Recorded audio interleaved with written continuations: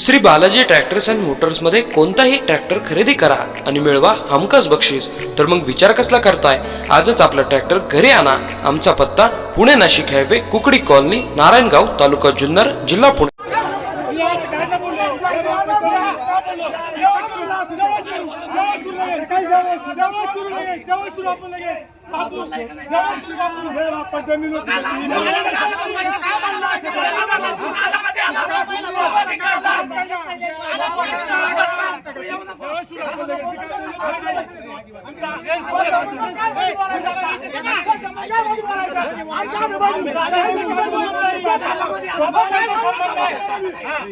वाहू दे ना जरा, थांब, वाहू दे, वाहू दे, वाहू दे, वाहू दे, वाहू दे, वाहू दे, वाहू दे, वाहू दे, वाहू दे। ऐक ना, ऐक ना, तू नको मध्ये बोलू, तू मध्ये नको।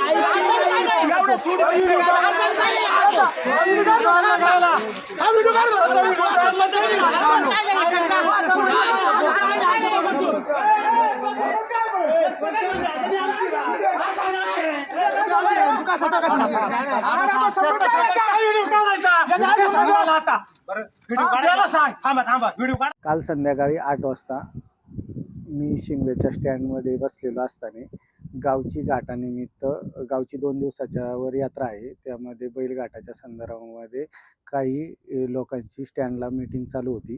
ती मीटिंग चालू असताना अचानक नितीन तुकाराम मावळ जे भीमाशंकर सहकारी साखर कारखान्याचा संचालक आहे, ते व त्याच्या समितीतल्या 4 ते 5 जणांनी तेथे भांडणे करायला सुरुवात केली। भांडणं करायला सुरुवात केली असताना मी त्याचा एक सजग नागरिक या नात्याने व्हिडिओ शूटिंग काढायचा प्रयत्न केला की भांडणाचं रूपांतर अति कशात व्हायला नको, म्हणून मी शूटिंग काढायचा प्रयत्न केला। त्याच्यानंतर मी माझा मोबाईल आतमध्ये ठेवला।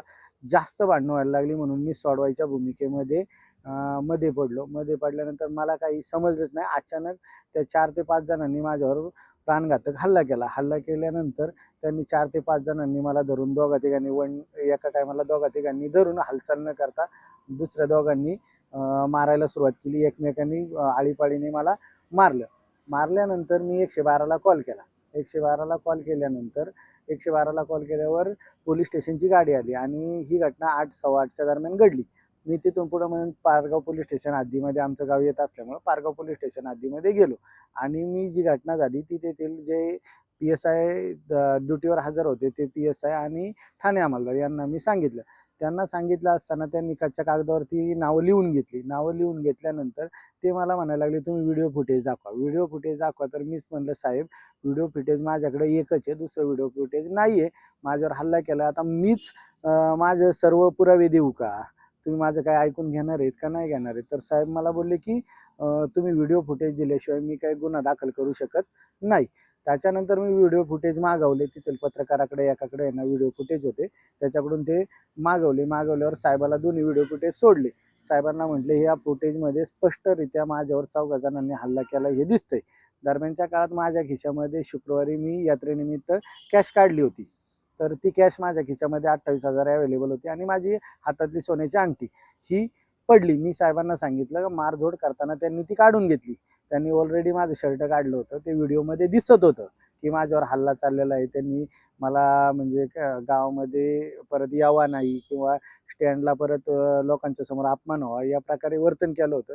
साहेब म्हटले, हे कुठेही व्हिडिओ शूटिंगमध्ये दिसत नाही, पैसे घेतलेले आम्ही हा गुन्हा दाखल करू शकत नाही, ते गाळ केले म्हणून आम्ही देतो। साहेबांना म्हटलं, साहेब माझ्यावर हल्ला झालेला आहे, तुम्ही मला न्याय द्या, मला याच्यामध्ये FIR दाखल करा। साहेबांनी त्याच्यावर नॉमिनल NC दाखल केली। NC दाखल करून मला ह्या सर्व प्रक्रियेमध्ये साधारणतः 2 तास गेले आणि 12 वाजता ती NC दाखल झाली। समोरचा जो कार्यकर्ता होता, तो समोरचा कार्यकर्ता राष्ट्रवादी काँग्रेस पक्षाचा जबाबदार शिंगव्यातला नेता होता आणि तालुका पातळीवर तो नेतृत्व करतो। त्याच्या दबावापोटी सत्ताधाऱ्यांच्या दबावापोटी गुन्हा दाखल करायला टाईम झाला आणि गुन्हा हा NC मध्ये दाखल झाला. NC मध्ये दाखल करून मला 12 वाजता त्यांनी बोळवण केली. मला त्यांनी मेडिकलचं हे दिलं, मेडिकलचं कागद दिला. तर मी साहेबांना एवढं पण म्हणत होतो की मंचरला जायला 22 किलोमीटर इथून अंतर आहे, 18 ते 20 किलोमीटर. वाघाची भीती आहे, मला मंचरला तुम्ही कोणीतरी घेऊन चला. पण ते म्हटले तुम्ही जाऊन तुम्ही मेडिकल करा. मग मी तसाच घरी गेलो. घरी गेल्यानंतर सकाळी मी मेडिकल केली आणि रात्रीच माझ्यावर दबाव येत होता की NC तुम्ही मागं घ्या, पोलीस केस मागं घ्या.